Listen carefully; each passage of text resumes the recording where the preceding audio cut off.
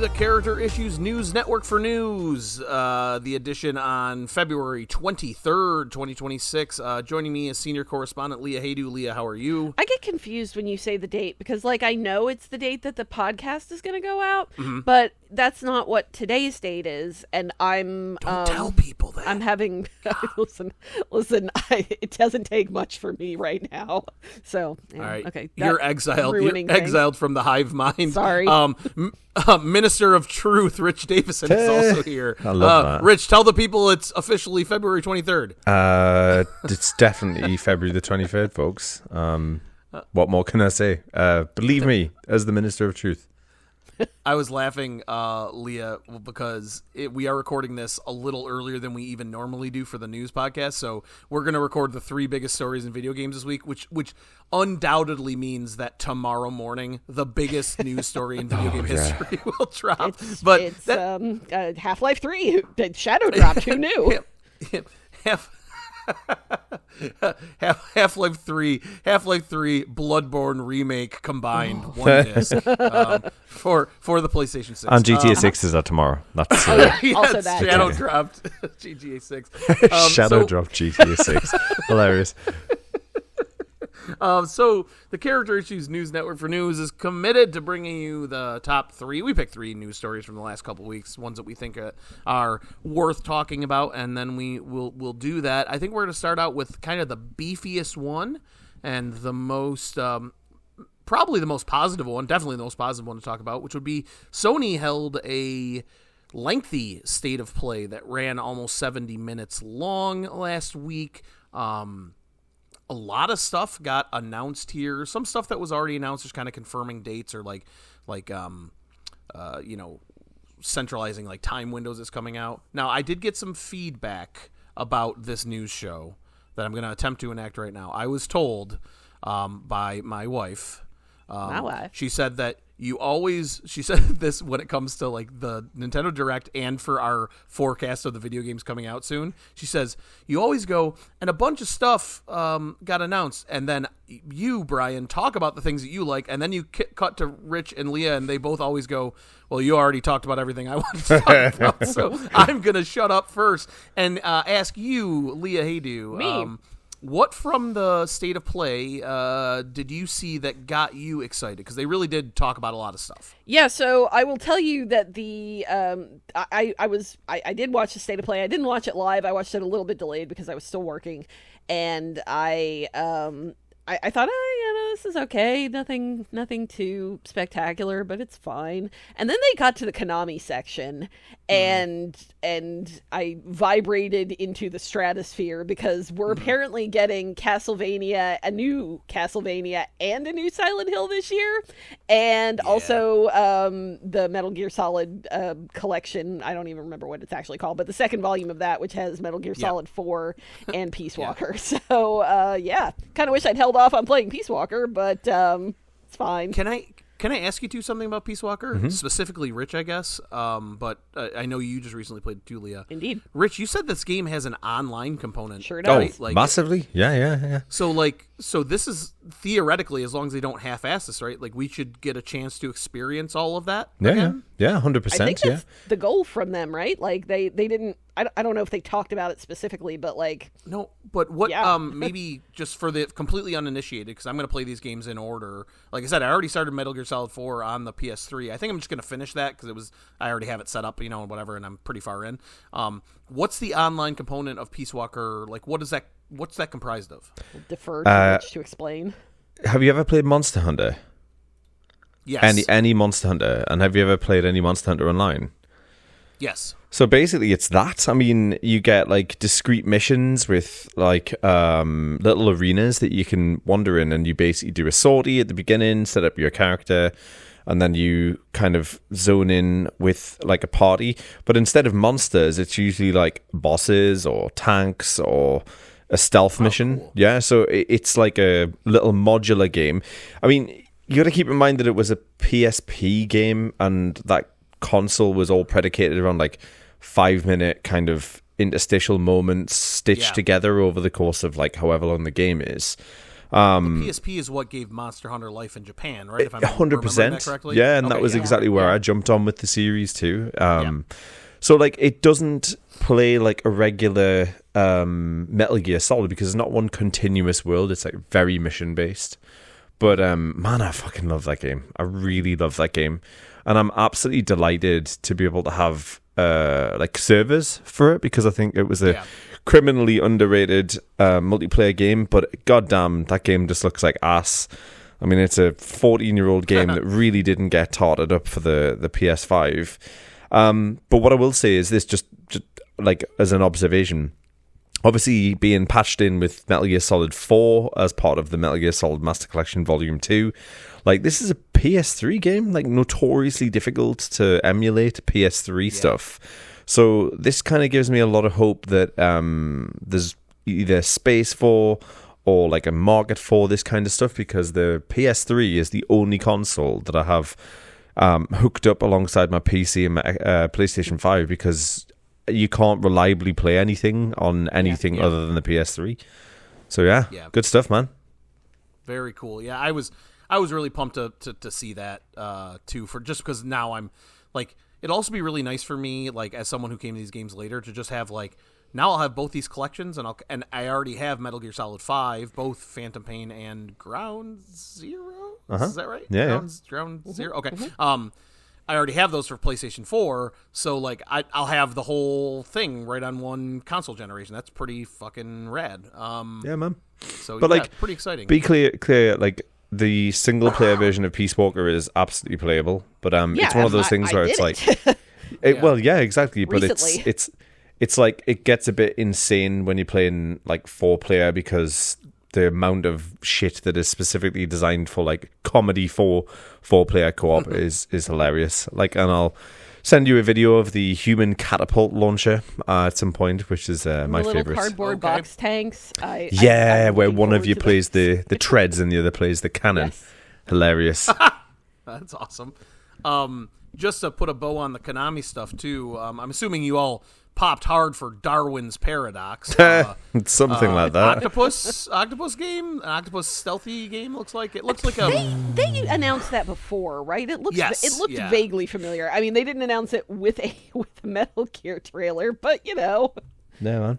It's what it almost looks like a colorful Limbo. You know, it looks like you're just moving left to right and, like, sneaking behind things. But, I mean, whatever. You know, Konami, at least... This felt to me, whether right or wrong or just hopeful, that this was kind of Konami being like, hey, we're going to make games again. Like, we're here, they dedicated like 15 minutes of that direct. I know. Konami. I know. That was cool. And like, you know, Konami did everybody dirty for the best part of a decade at this stage, right? However, I still fire up a Konami game on like the Super Nintendo or the Mega Drive / Genesis, and I still get excited because you know that it's always quality. So like, as a developer, like, or publisher, I'm really happy that they're actually pushing out stuff, because they sat on those IPs for the longest of times, and we're getting some good stuff. I mean, Silent Hill Townfall, Freudian slip, set in Scotland, that sounds pretty cool. Like, I like the look of that game. They had announced that before, I think, during one of the, like, Silent Hill transmissions. Yeah, because they had, like, announced 5 games or something, didn't they? Yeah, but they didn't really say much about it. So when they started that trailer, they didn't immediately say that it was Silent Hill, and they started, you know, the trailer, and I'm looking at this, I'm going, this is some Silent Hill ass shit right here, and lo and behold, it was indeed some Silent Hill ass shit. But first person, which is interesting. That's not typical. Yeah. I wonder if they, like, legitimately, this is not a joke, or it's low hanging fruit, but like, I wonder if Konami looked at like Capcom's resurgence and now like kind of runaway success. Yeah. Like, how did they do that? And they're like, well, they took their tentpole franchises, kind of rebooted them, got back to what they were. They released the old games. They put a little new coat of paint. Now, granted, they're not giving these Metal Gear games the treatment that Resident Evil 2 and 3 and 4 but they got, did with obviously. Silent Hill 2. They did. Yeah. And so you can kind of see like those gears turning. Like, maybe somebody over there is like, hey, you see what they're doing? Like, it's really working. I would fucking love a Silent Hill 3 and or 4 and or 1 remake. Oh man, that would be great. Silent Hill 1 remake was supposed to be a thing, right? Was it Bloober Team? Yeah, I'm not sure. Maybe I could have that wrong. But I know that they had talked about it. I don't know. Maybe it might have gotten dropped. But that would be wonderful. I would like that a lot. Yeah, that'd be rad. They also they announced a well, we're bearing the lead here because I was going to say they announced a JRPG named Rev Noir. They sure did. Shit. But they also there's a new Castlevania game coming out. Fuck in yeah, France. there is. Yeah. Belmont's Curse, all right, or the Curse of the Belmont's Curse. Right? Belmont's Curse. Yes. And it looks like it's made by the people that made Dead Cells, so like they're the developer, which is awesome because they've obviously worked together already. And it has the art style that really resembles the anime, which I love. So like it's kind of hitting. Like, I mean, you only got to see a few minutes of gameplay in action, but like, I mean, fucking sign me up for 12 of these, right? You know what I mean? Like yeah, it's. I'm in. I'm pretty excited. And like I said, those are both supposed to come out this year, the Silent Hill and Castlevania. So hopefully they do actually come out this year, and hopefully they're good. If I maybe just be like a bit of a Debbie Downer about it, like one thing yes. about the Castlevania game is I really feel like they missed a beat by giving them main character a like insert generic name Belmont. Like I was really looking forward to like a Keith Belmont or a Neil Belmont. Chad Belmont. Chad Belmont, amazing. I don't know. Like it's hard to not see like the name Castlevania appear on the screen with a 2D action game and being like, and not get like your hopes kind of just soar on their own, don't they? You know, it's not like I can control that emotion. Like I'm thinking of Symphony of the Night and Portrait of Ruin and Circle of the Moon and all these games. That what's a Harmony of Sorrow? Dissonance. Harmony of Dissonance. Dissonance, yeah. Aria of Sorrow and Dawn. Aria of Sorrow. Well, there's two. Shit. Yeah, there's Aria of Sorrow and Dawn of Sorrow. Right. There's yeah. lots of sorrow happening. There's so much sorrow. Yeah. So yeah, really, really cool stuff. Not to just move on from Konami, but there was a ton of stuff in this state of play. I would say that the thing that I popped for the most is a game that we already knew existed, and that would be Control Resonant. Yeah. That game looks kind of like exactly what it looks like Remedy taking a universe that I love and trying something new, weird, and different. Like definitely more of a character action game. But like I'm fine if they take like Jesse Faden and Alan Wake and move them down the survival horror path and then take this action thing and move it down this path. Like I'm good with those branching paths. What about you, Leah? Yeah, I am more of a survival horror person. Yeah. But I'm not saying no to this because it does look pretty great. Control was something that I didn't think I was going to get as into as I did, because it is more of an action game than it is a survival horror, I think. I mean, it has those elements in it, but it's very skill-based, and I did have parts of it that I definitely had trouble with because I'm just not that great at these kinds of games sometimes. So, I will 1000% play this immediately and probably spend a crap load of time on it, just like I did. Something that I kind of hope for in this Control sequel is that we go back to the oldest house at some point. I don't necessarily need to have another full game set there because we already had one of those. Such a cool environment. It is. It's such a good setting, and with me being a huge X-Files and Twin Peaks fan, like this is very, very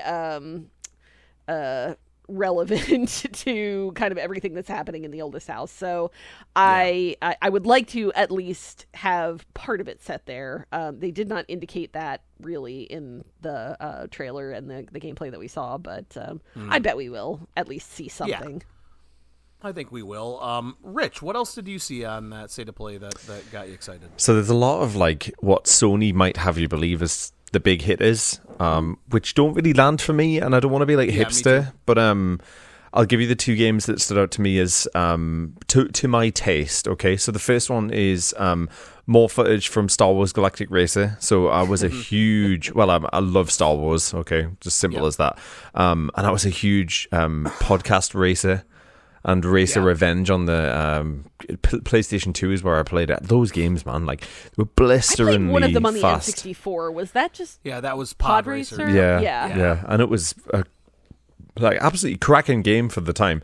And Racer Revenge, obviously, just a kind of reboot of that game on the PlayStation 2, but like, it was so robust and so cool. That game looks like awesome. A little bit of like better story stuff, honestly. I think it's obviously trailerized, I guess. There's no like heads up display, there's no kind of waypoints, and I thought to myself, Jesus, if I had to try and figure out where I was going based around like the absolute absence of a heads up, that this game would be maddening. But like in terms of cinematography and just what I was seeing, I was like, yeah, give me this, give it to me spoon after spoon, and I'll just eat it all up and probably love it every single minute of it. It combines Star Wars and racing games, generally love it. Job's a good one. The other game in my kind of sort of to my taste that was pretty cool was Yako Shinobi Ops.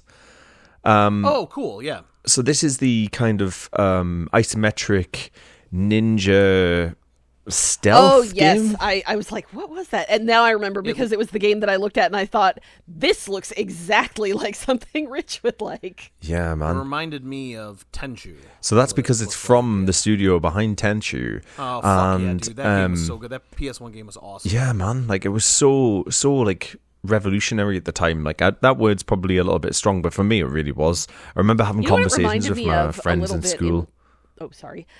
You know what it reminded me of a little bit, in how it seemed like, obviously a completely different setting, but it was that game that I watched you play a decent amount of, that was like a stealth type. What was it called? That the art style was really good. Oh, Eric's Home. Did a lot.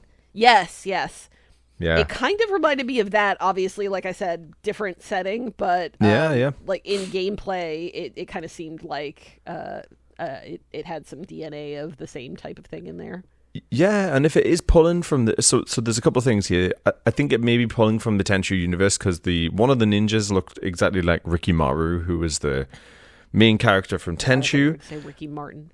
Ricky Martin, of course. He's living La Vida Loca. I would play a Tenchu game with Ricky Martin in it. That would be hilarious. Make it happen, please. But like, there's so much kind of like options available in Tenchu that you wouldn't otherwise get in other sort of stealth games, like, you know, like the poisoned rice balls, like all of that kind of stuff. So it's like a bit of a deep series to come from, but it looks as though they're not like using the Tenchu brand. Don't know if it's because it doesn't mean anything these days, or if it's just that they're going to drop it. But I looked at that and I was like, fuck yeah, like, this looks really cool. Like, if it comes out at the right price and it reviews favorably, like, I'm probably going to love that game. Let's hope it's got really loads of options, loads of creativity. It's a nice sandbox experience, because Eric's Home, the game that Leah mentioned, excellent game altogether, but really limited in how it wanted you to approach its stealth. So like, this could go either way, but color me interested. Very nice. One of the ones that I wanted to talk about, aside from Mina the Hollower refusing to give us a release date, but looking fucking incredible. It's coming in spring of 2026. So yeah, me too. So it'll be here very soon. I know that. Probably. But did you guys see the Chicken Man? Did you guys see that there, Chicken Man? The big old, like, the 9-foot tall chicken. There was indeed a Chicken Man.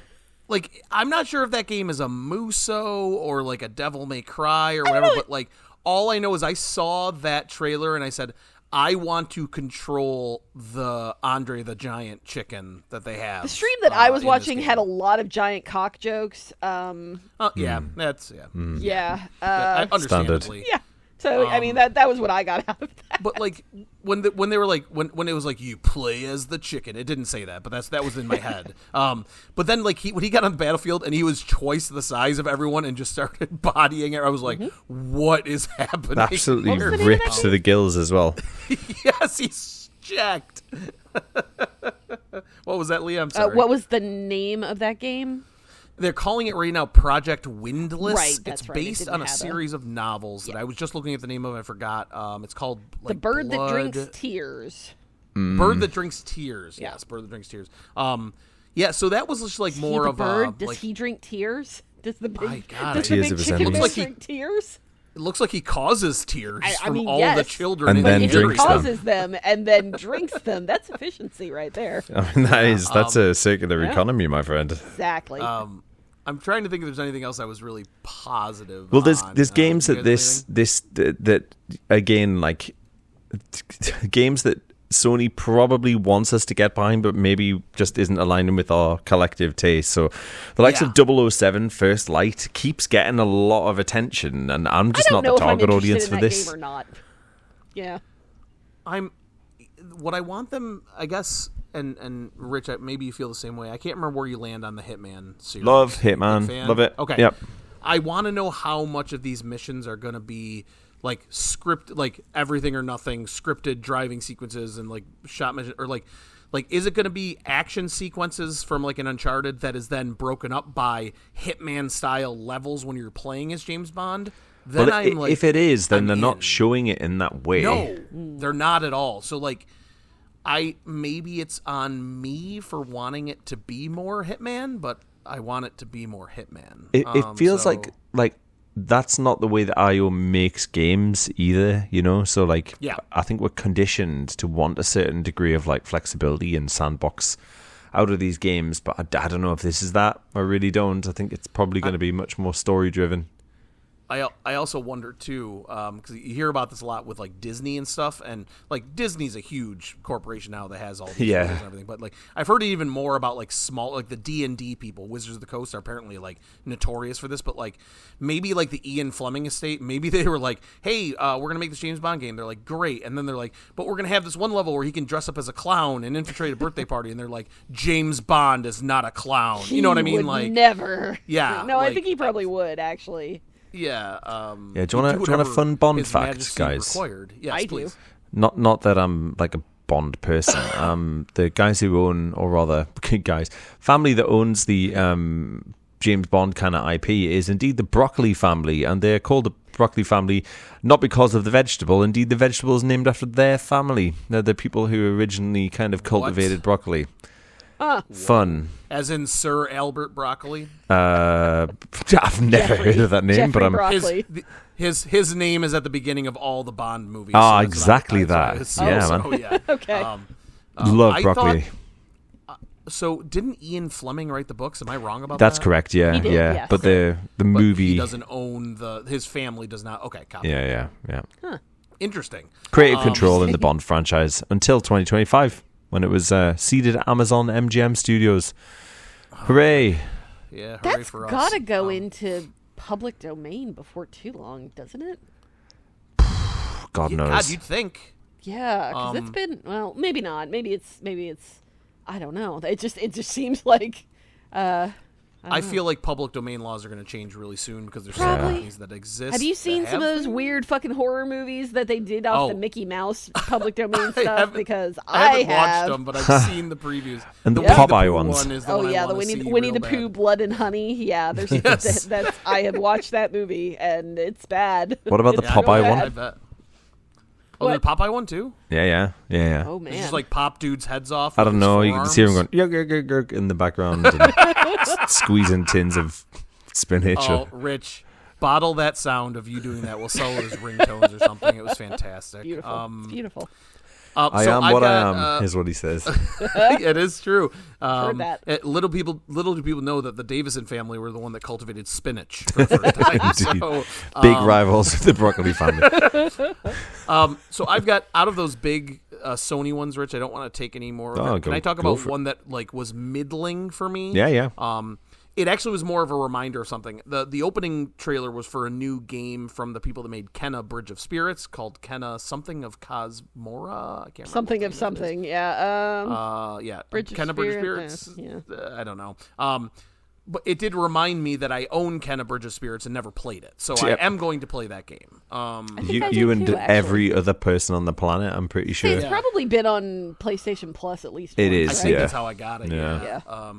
So if anything, that trailer is going to get me to play Kenna Bridge of Spirits. Because that game did always interest me. It looks really nice and it seems pleasant. And I don't want to call it frictionless because I've never played it, but I've heard that it's fairly slight in like its gameplay and difficulty, which is never a bad thing. Sometimes you just want a game to kind of, to look at a pretty thing and move through a game. Yep. I think the other two are ones that I also failed to get excited about, which would be the God of War remake, the original trilogy remake. I'm I love those interested in games. that. I like those games. Me too. Apparently, the game that they announced alongside it, the kind of Metroidvania side-scrolling, is not super good, which is disappointing. I was hoping it would be, but me too. I mean, maybe it Sparta, too will be on PlayStation Plus at some point, and then I'll get to try it. Oh, I just don't think I can spend $30 on it.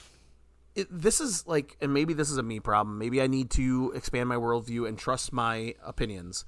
But like, you know who really loved the original God of War game, specifically God of War 2, like waited in midnight release to get it? 19-year-old Brian Edwards. I was going to ask if it was your mom. And 19-year-old Brian Edwards was a piece of shit. You know what I mean? Like he was a 19-year-old pissant college kid. Like, oh, my video games be serious, and he's gonna kill God, but not in a fun JRPG way. He's gonna kill God and fuck bitches. Yeah. Yes, right, exactly. So like, will that tone? Do you think they'll soften that shit? Do you think they'll really remake it? No, I feel like, and this is I'm stealing a little bit from Giant Bomb when they were talking about this, but I agree with it. And what they were saying is like there is a possibility, and this would be what I would particularly think would be a good approach, but I don't know if they will. There's a possibility that like they will take this stuff that was supposed to be unironically cool in 2005 or whatever and take it and kind of, because I mean they've done the newer God of War games with kind of a different tone, and if they were to take that kind of stuff and present it more as like, well, Kratos is, he's doing all this shit and he thinks he's really cool, but maybe he's not actually super cool. Like if they did the tone in a way that reflected kind of how the whole thing has changed since 2005, then that could be an interesting approach. I don't think they're going to, but it would be neat if they did. I think they could do. The material in the original series is like got enough pathos and tragedy about it that they could take it away from the starting off the game in bed with a woman, I think in God of War 1, and then in God of War 2 punching Zeus's face just endlessly.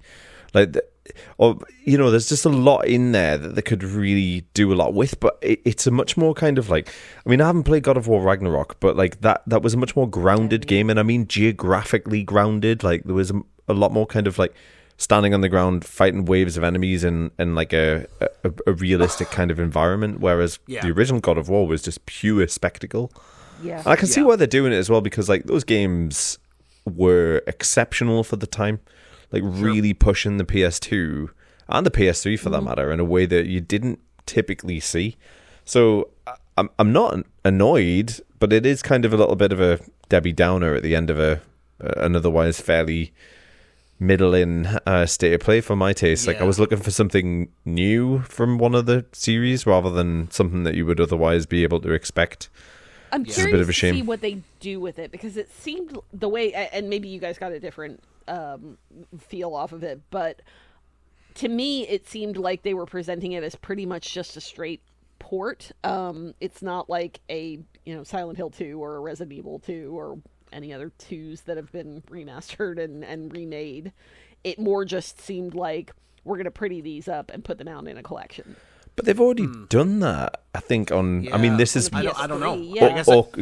didn't tell us enough, right? Like, if we're confused about what this thing is, then maybe. I mean, it did say remake, but again, what does that mean now? Because there are games that come out with remastered on it that have done like crazy amounts of work, and then remakes that are just kind of a fresh coat of paint, you know. So yeah, looking at you, Konami, with Metal Gear Solid, you know.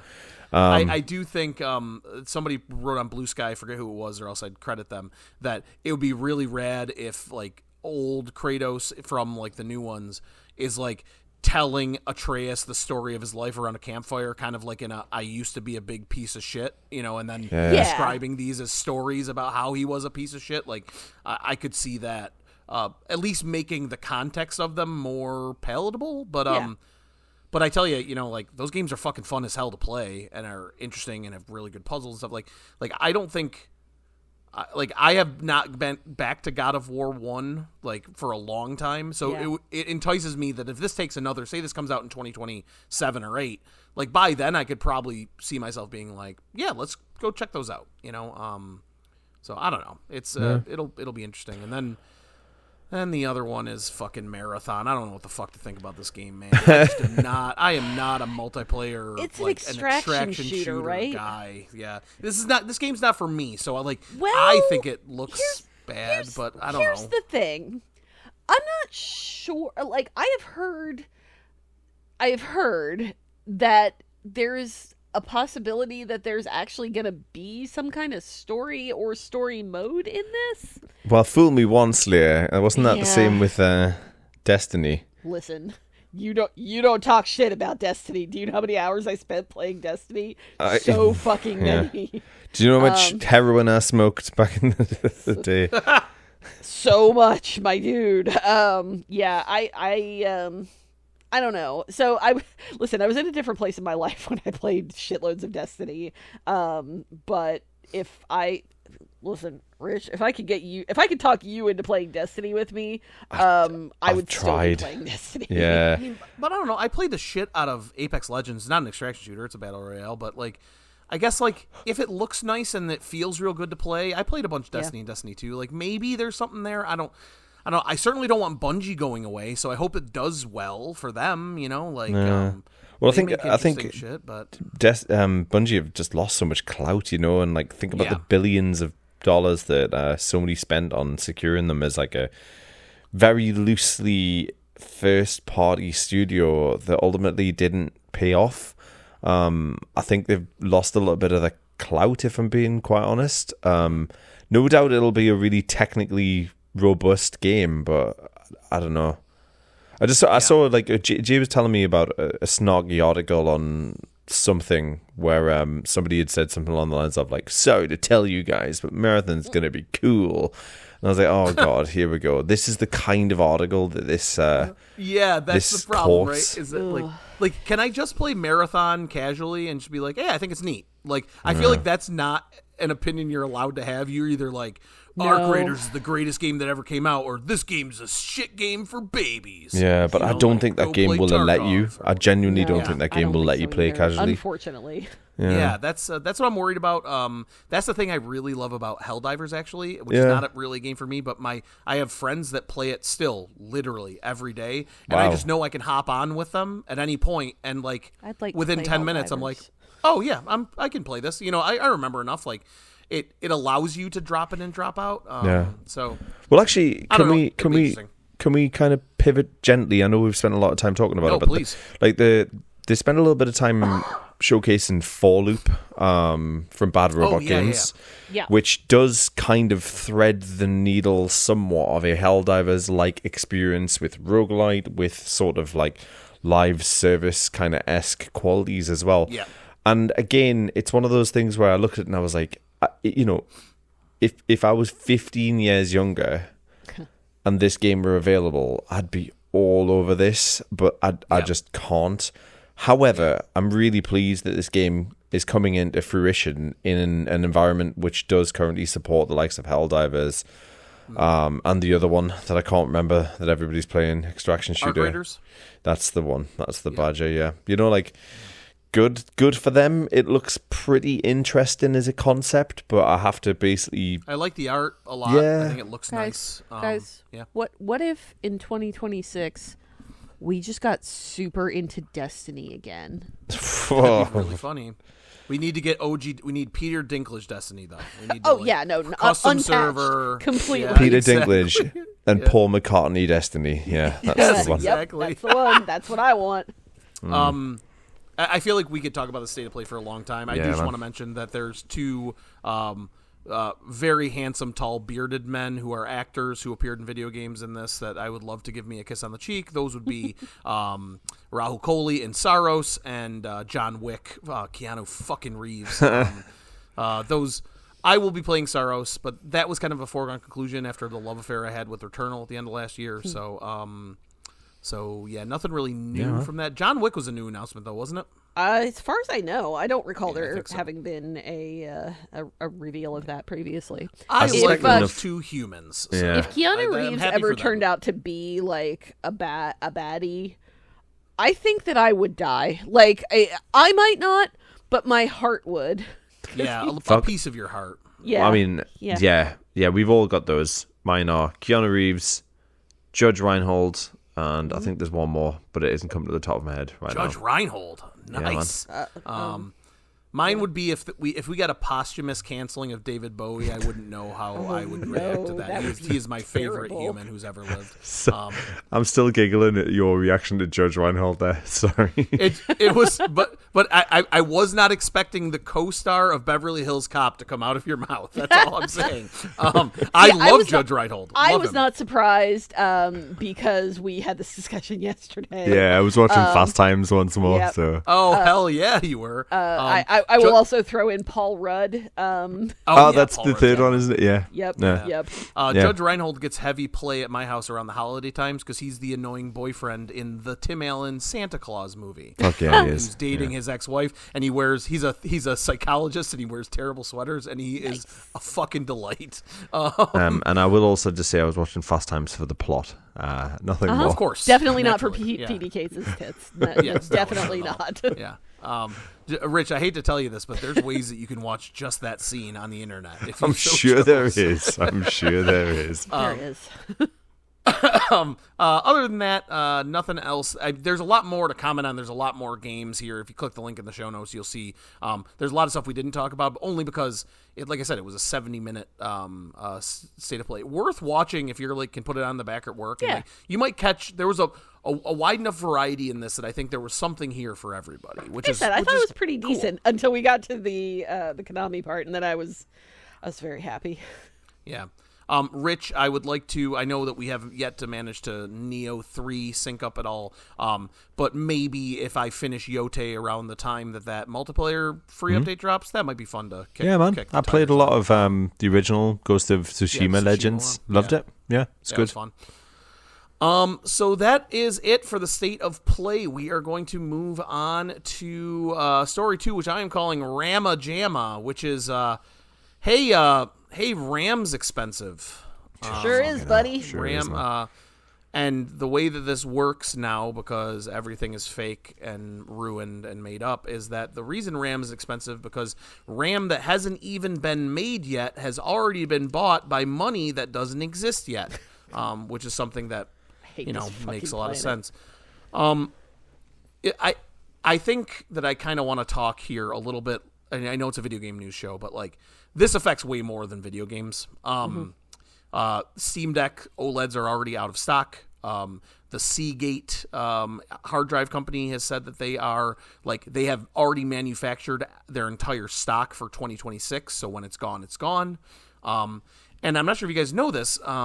More things than video games that run this world use computers. Kind of sounds like you read the same Blue Sky post that I did, because this is what I was thinking of as well. As somebody who was in hospital machines 3 different times yesterday, this kind of shit runs like MRI machines and CAT scans and Airplanes, and any kind of public transportation is going to have a computer stuck in there, really.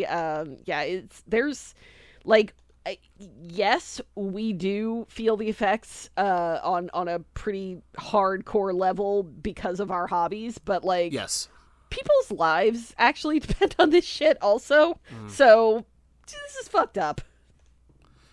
Like even things like they're already talking. There's just rumors, nothing fully reported. So I don't want to report this as it's like news, but like yes, our PCs and the PlayStation 6 and the Switch 2 and all of those things are going to rise in price and all those things. But like your smartphone costs could double in a culture where there already are thousands of dollars. Yep. And we have built a society now where we interact with them almost every minute of every day. You kind of can't live without a phone. Yeah. Yeah. This is gonna be. I guess the question I'd like to posit is, do we think we actually get to this point before the AI bubble crashes and burns?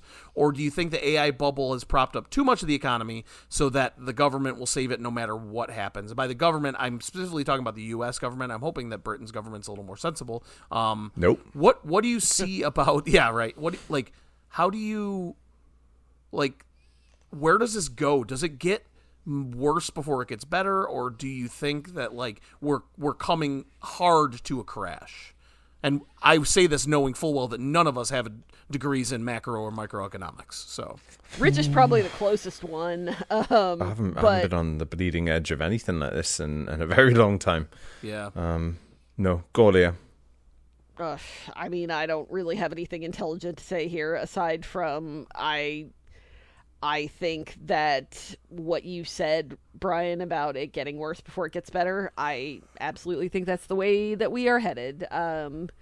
Things are increasing in prices. We already kind of pulled back the tariffs a little bit, but it's not gone. That's not something that has completely disappeared. So you add that to the fact that shortages are happening at a incredible rate on these things, and even if you're just going to limit it to video games and the sphere in here, we talked about this last time, their prices are increasing on consoles. That doesn't happen. When was the last time that you can think of that a price on a console increased?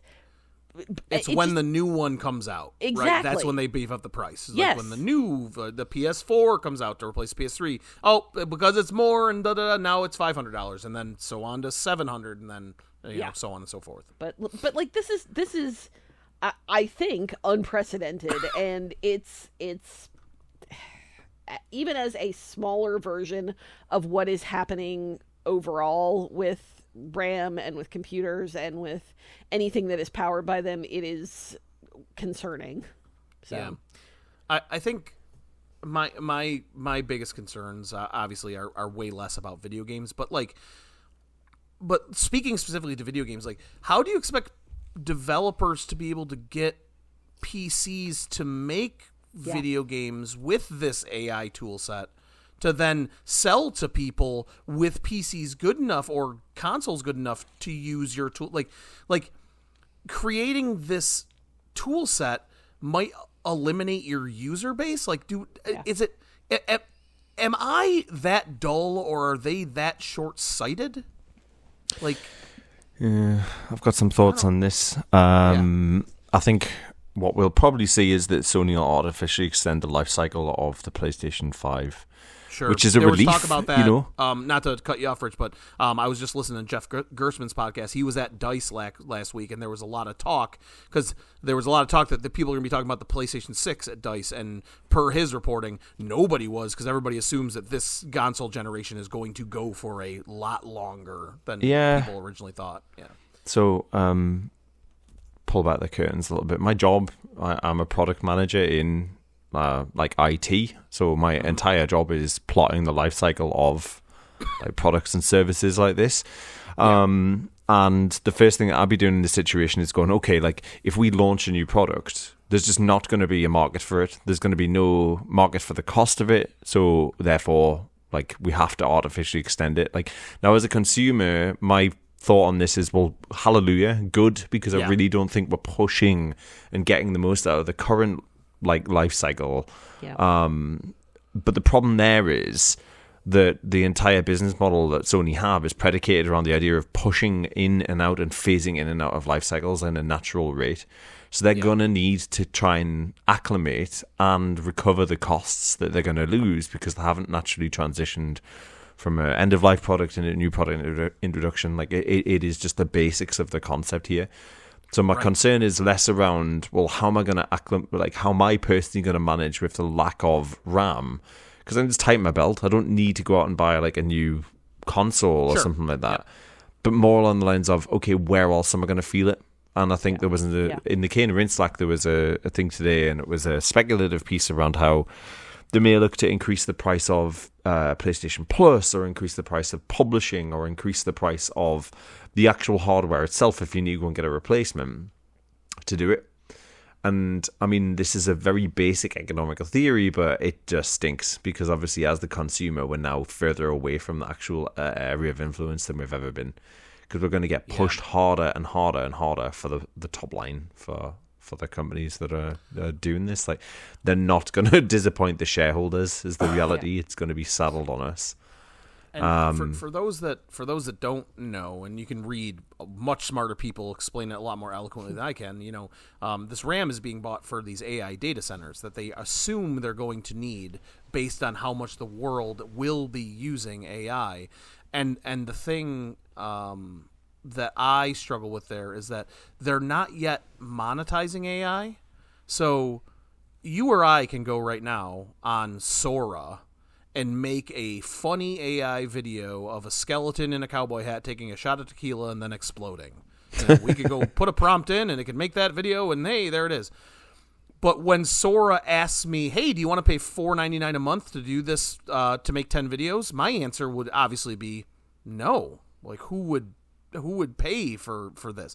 And when they attempt to monetize AI and make back their investment, I think that's when we're going to see the first kind of, shearing of the cliff a little bit. But I don't know who this is for.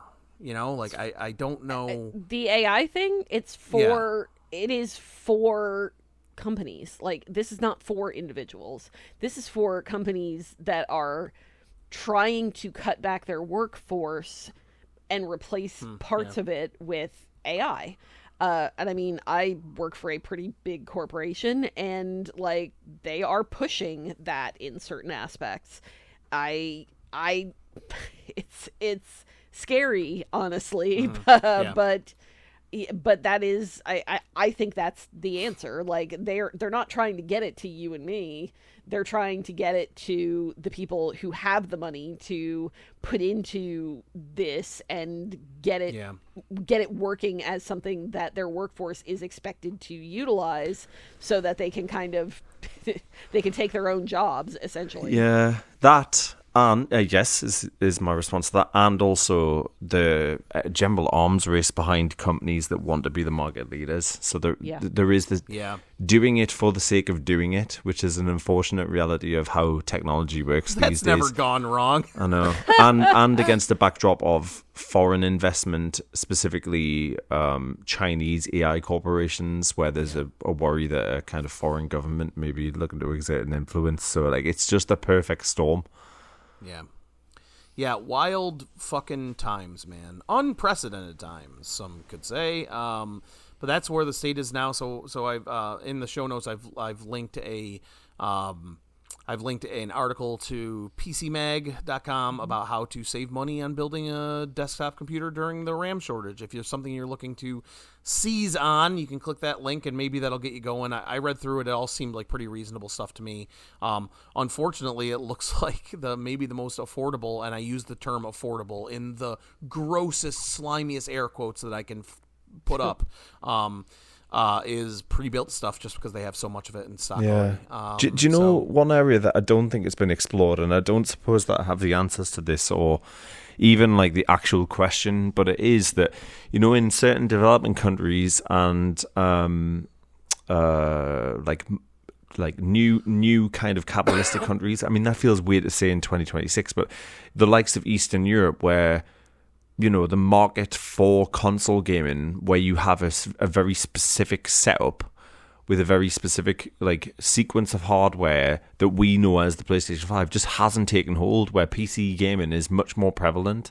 These markets are really going to suffer because of that.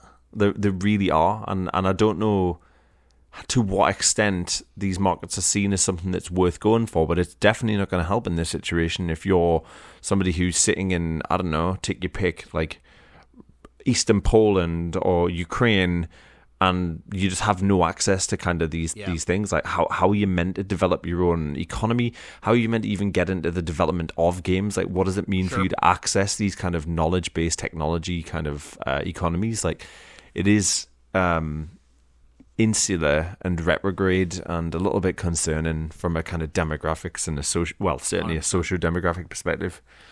100%. Can I give you guys a stat here? Well, it's not exactly a stat, but it's something that I just discovered here that kind of blew my mind a little bit.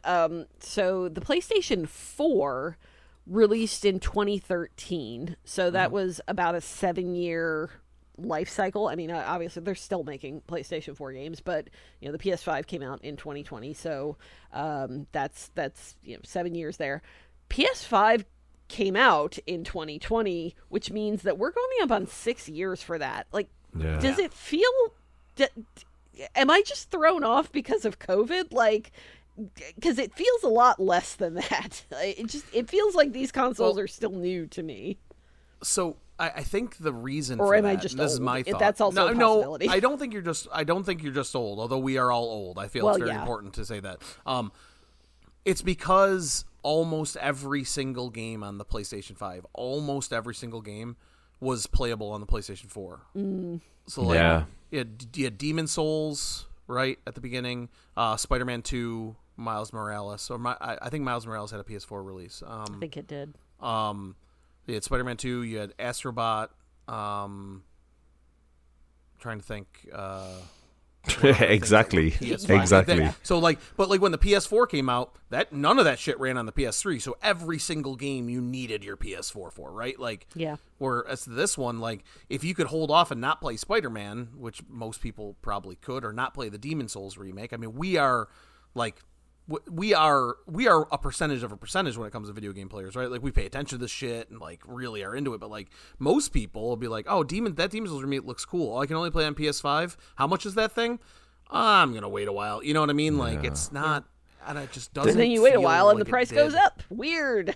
Yeah. The ramp in was an awkward one, wasn't it? Because of the scalping, because of the scarcity, the kind of like the leap in technology wasn't quite the same, and then COVID obviously stunted a lot of the actual development. Like, so it really felt like it wasn't until from my perspective, like late 24, 25, when we really started to kick into gear and see some of kind of like the heavy hitters release. Like around the time when Baldur's Gate had started to hit, and you started to see these games that could not have existed on a previous generation. I know, and that was a bad video game too, which is weird. Terrible. Nobody liked it. It was a real flop. So yeah, it's hard to recommend for people to get into this hobby, right? Like, it's just the price of entry was already fairly steep, and it looks like that is not going to change anytime soon. Well, actually, it's going to change, but for the worst. And not a particularly very ethically conscientious group is people who play computer games, sadly. But 100%. Who knows? Maybe this is the kick up the rear that we all need. Let's hope. Speaking of kick in the rear, our third story for the day is Highguard. Man, I want to talk about the quote-unquote failure of Highguard a little bit less than I want to talk about, like, the expectations I of think video Jeff games. Keighley fucked that game. Yeah, I tend to agree. But so Highguard's been, man, it's for a game that is just at its best, like, fine, right? Like, it's a multiplayer 3-on-3, sometimes 5-on-5, like, arena shooter. It has some MOBA elements, has some Rainbow Six Siege elements. I played a few matches of it. It wasn't for me. Not literally unremarkable for me, right? Like, I don't have an opinion on it. It's just not for me. It was in, like, the crosshairs of everybody's, because people thought that it was fake, and then they thought, why was this the last thing at the Game Awards? There must be something hidden here or something, and then it turned out not. So it came out on Steam, free to play, had over 100,000 concurrent players right out of the gate, kind of a strong start. Then it dropped to, like, the next week, it was already down to, like, 10,000 players, and then, like, by recently it's been, hovering around 3,000-4,000 players. And because of this, less than 3 weeks after its release, the dev team was laid off. And as of today, their website is no longer functioning. They say that the developers have commented and said that the updates will still be coming to Highguard. I don't know how, if the dev team has been laid off. But yeah. So 3 weeks now. To paraphrase Alex Perry, who goes by Yeelix over on Blue Sky, I don't necessarily want to live in a world where multiplayer games have to live or die by their first 3 weeks of performance. I'm thinking of games like Rainbow Six Siege. Hey, remember Concord? Concord. No Man's Sky, not a multiplayer game, but boy, if you judge that game on its first 3 weeks, even going back to like Brink, man, like right. Pick 2011. Brink was fun. I played Brink. What? Like, is this really? This is not sustainable for games as a service, which we already kind of knew based on the economics. This is fucked up. 3 weeks?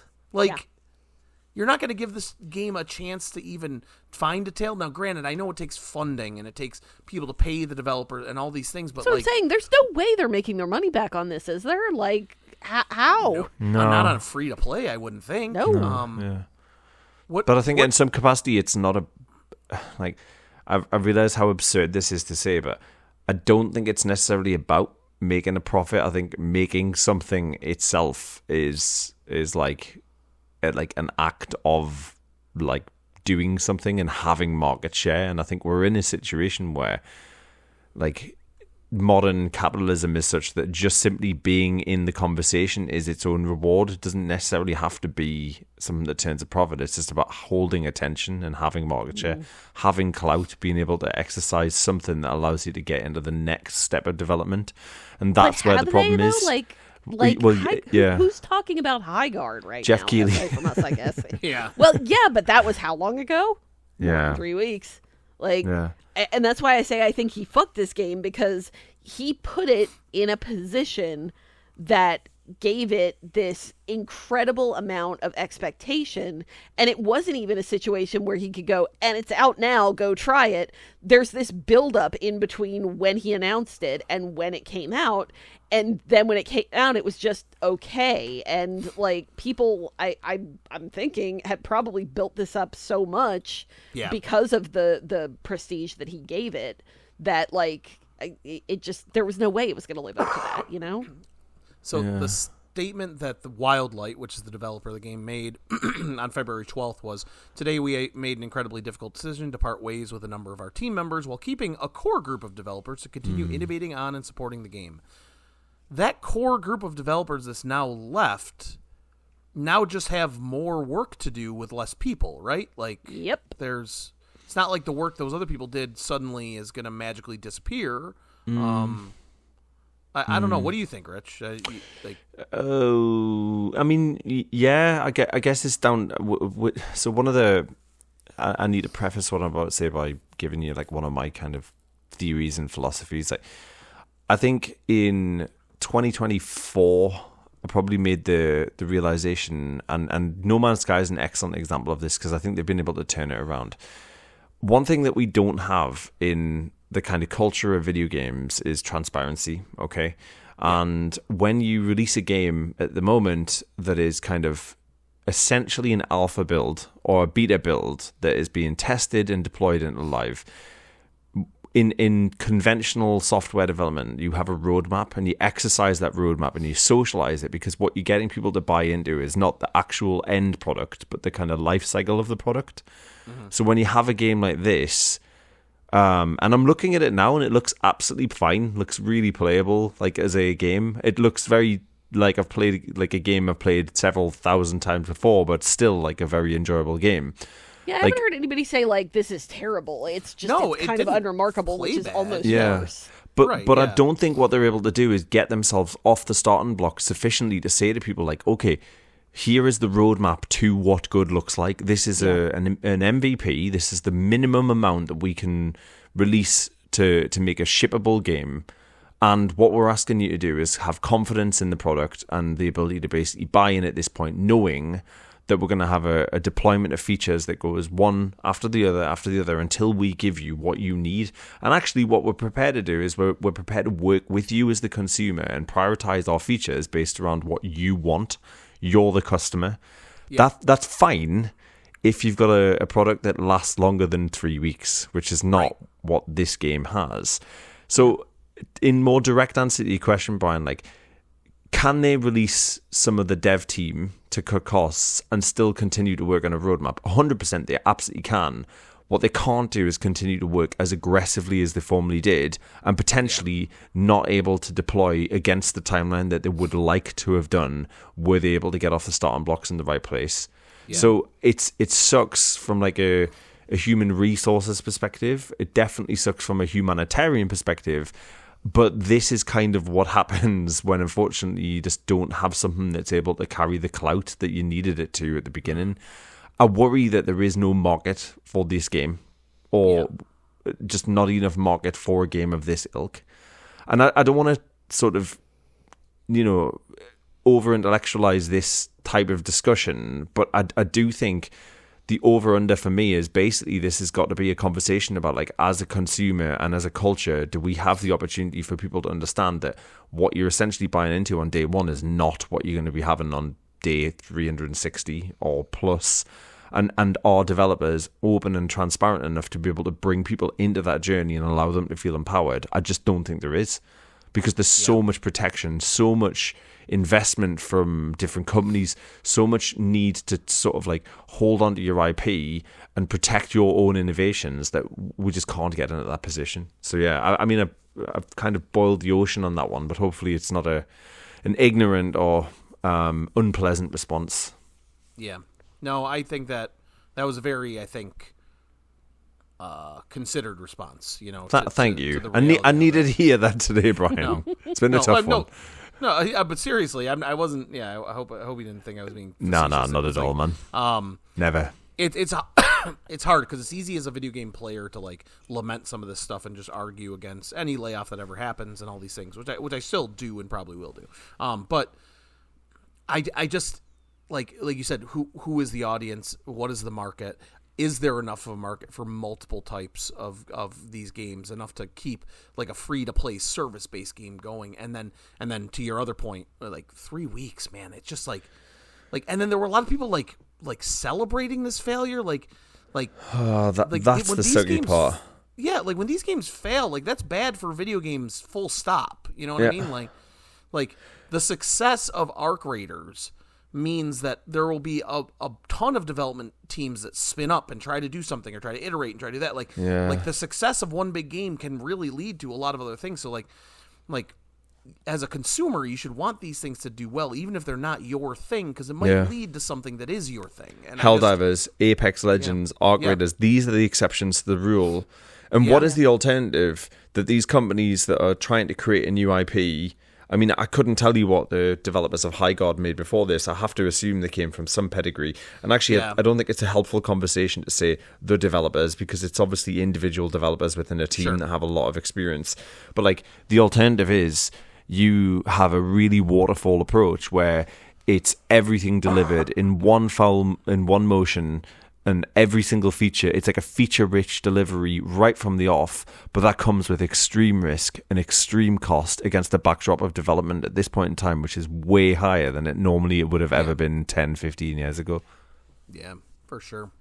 Well, I hope everybody who was affected by that lands on their feet, and I hope that Highguard in its current state manages to find a way to make good on the people that are still working over there. It will be interesting to see how this goes. I'm not optimistic, but I am hopeful. In our human interest story today, Hideki Sato, the designer of pretty much any Sega console that you can remember, has passed away at the age of 77. He was the president of Sega from 2001-2003, but he was integral in the design and led the design of consoles that you would know as the Mega Drive or the Genesis, the Sega Saturn, and the Dreamcast. One quote from this Video Game Chronicle article that I'd like to kind of point out. a lot of people like to just remember that the Dreamcast failed. Like, oh yeah, the Dreamcast, and like, it was the first console that came with a modem in it. And the quote from Sato was, "The ultimate form of communication is a direct connection with another, and so we included the modem and linkable VMUs for that purpose." And I think that was like incredibly forward thinking from what we now view as a failed system. It's a real innovation. Yeah. Yeah. I have a Dreamcast. I didn't have one at the time. Sorry, Leah, go ahead. No, same actually. I also have a Dreamcast, but did not have one at the time.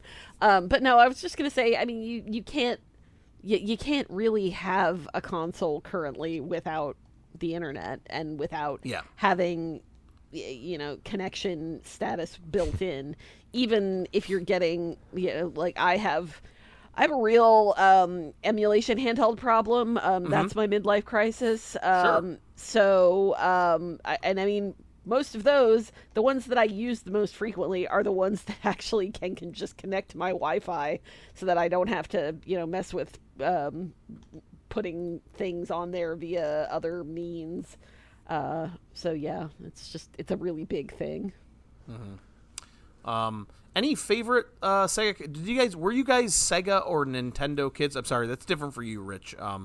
Being from the UK, because like you were definitively in one camp or another. When I was a kid, we just had Nintendo consoles at home because that's what my parents recognized the word. But I was supremely jealous of anybody who could play the Sega Genesis version of Aladdin when I was a kid, which I got for Christmas. Hell yeah! On I don't know what year that would have been, but that's I did indeed have a Sega Genesis as my very first console. Awesome. And I never had a Super Nintendo, or a Nintendo for that matter. I guess by default I was a Sega kid. That was the only console that my parents purchased for me. They hooked us up with a couple of handhelds later on, but yeah. Nice. Rich? It's weird. My sort of history is slightly unusual for somebody from the UK. I have a very American you had an NES, upbringing. right? Yeah, you did, yeah. But like it would have been 3-4 years after the fact, so I wouldn't have known any different. So for me, it was NES, NES and Sega Master System straight into PlayStation 1. And I fucking love that Sega Master System as well. And I'm looking right now to see if Hideki Sato had anything to do with that, because I thought it was a beautiful system with a really interesting setup. But I always coveted a Genesis / Mega Drive. And I definitely did get one slightly after the fact, I think 96.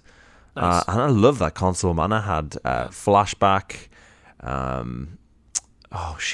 Jungle Strike, classic Jungle Strike. games, and Sig and Sonic. So like some really cool games for that system. But like, to be more direct about it, like the impact that the Mega Drive had on the UK was like quite profound, like really coming in there and actually giving people a reason to get out of like home computing and into the kind of console market. So it paved the way, literally paved the way. Massive the deal. ZX Spectrum, what? Gavna. The Amstrad. Gav.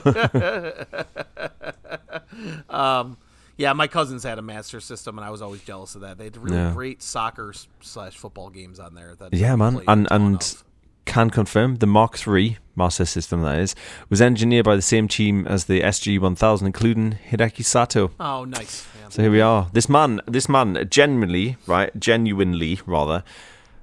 incredibly important to proliferation of consoles and computer games, for that matter. Like, wow.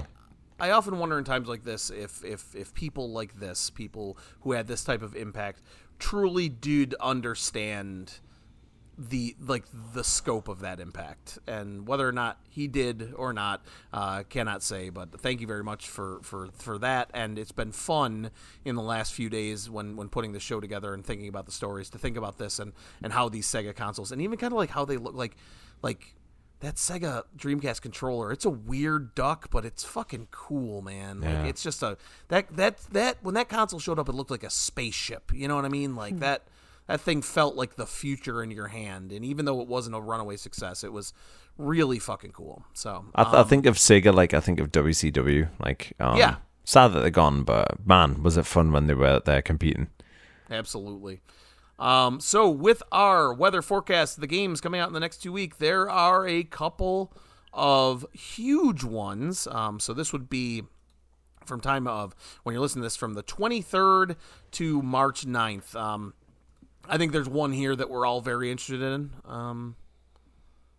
Anybody else have a Maid pre-order? Cafe on Electric Street. Yeah. Well, obviously. Me too. Anybody else have a pre-order out for Resident Evil Requiem? I do. Yeah, I do as well. And also for Tales of Berseria Remastered. They come out on the same day. That game's cool. I played the original. I actually never did. I think I probably have a PS3 copy. PS4? It was the first Tales game I ever finished. Yeah, I think it was 3. I think no, wait. I don't know. Maybe I it have was to look both. at my shelf. I don't know. But yeah. But yeah, I'm really pumped for Resident Evil. The only unfortunate thing is that I had to use a Best Buy gift card because I got one for Christmas because somebody doesn't know what I like, so they got me a Best Buy gift card. So I am certain it is not arriving on release day because probably Best Buy not. never, Yeah, no. Best Buy doesn't usually do that. No, so I probably will have to wait a couple days, which is completely fine because I have a smorgasbord of games to play. Rich, you see anything that in between those days that I'm looking at Pokemon Pokopia, which is the weird, like, creepy pasta ditto version of Pokemon. I don't know. Like, it's been a while since we've had a Pokemon game, of course. I love these little, like, side projects that Nintendo license with Pokemon that end up kind of always being very kooky and sometimes hit and sometimes miss, but this looks like it could be great fun, especially if they lean into the kind of nature of that weird nature of Ditto. So yeah, cool, man. Yeah. Nice. I hope so. World of Warcraft also still putting out expansions. The 11th expansion. Like, holy the crap. ship that will not sink, huh? That thing's incredible. It really won't. Like, I mean, damn. If you have Game Pass for PC, can you play that like without a subscription? Does anybody know? I don't know. I don't have Game Pass anymore, but I kind of doubt it. Yeah. I don't even want to find out. Yeah, that would be a problem. Listen, I there was a time. Oh, yes. There was a time. Yeah, there was a time. I'm pretty sure that World of Warcraft remains one of the very few games that I have played more than Vampire Survivors. Right, Leah, between now and the next recording, go log into Warcraft. I'll pay you a sub for a month and just type in /playtime and see how far. Okay. I can't. There's I don't no want to. way that if you activated your account after this long, they would have to give you a free month, right? Like, you've got to get a certain amount of free time coming back. I don't know. I'm not going to find out. No, I can't. Yeah. I mean, listen, I it scares me. It scares me what that game did to me. It scares me the prospect of doing it again. I can't. I do not have the time in my adult life to do that. It will also be interesting because maybe on the next news show that you hear from us, we will be talking about Marathon's relative success or lack thereof because it comes out on March 5th. We'll see. Rich, I wanted to talk to you about this one. I wanted to ask you about it. I think you might have played it too, Leah. I know that Rich and I have. Planet of Lana 2 is coming out, which I didn't even realize there was a sequel in development ready to come out. So, I'm really fond of that first game. Yeah, me too. I had it on my game in the air a couple of months. Yeah. Several months, a couple of years ago. I finished that game after hearing you talk about it. That's right. Yep, that's cool. Just a lovely little game. The sequel, I'll definitely get around to it at some point. I'm really struggling for free time at the moment with things that are going on. So, yeah. But I'll definitely do it because I think that game deserves a bit of a nod. Very cool. So that's the weather forecast, which means that our newscast is over. Leah Haydu, thank you so much for being here and sharing your expertise. Thank you. Rich Davison, thank you for pounding the streets and chasing down all these leads. What now? I think that's libelous. Thank you for curb crawling, Rich. And thank you all for listening. You can see all the links to the articles that we use as references here in the show notes. You can head on over to brianbabbleson.com to see the character issues list if you're interested in that. We're at Blue Sky, Character Issues Podcast. We have a YouTube channel now that the show, you could be listening to this there, which is at the Character Issues Podcast on YouTube. You just search us. There's, as Rich so eloquently pointed out on the last Character Issues, there are no other morons out there named that, so we're the only thing that comes up, so that's perfect. So that just leaves me, your host, Brian Edwards, to say thank you for listening to the news. We read the articles so you don't have to.